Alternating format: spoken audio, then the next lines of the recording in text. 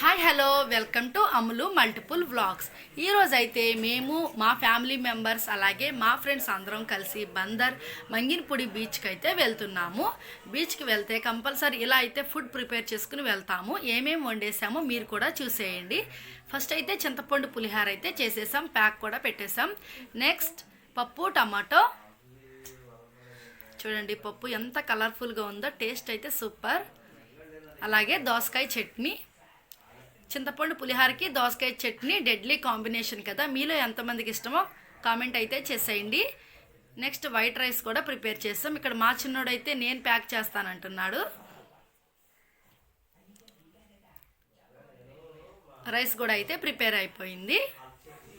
పులిహార, పప్పు, chutney, white rice అన్నీ కూడా మేము ప్యాక్ చేసేసుకుని బీచ్కి అయితే వెళ్తున్నాము.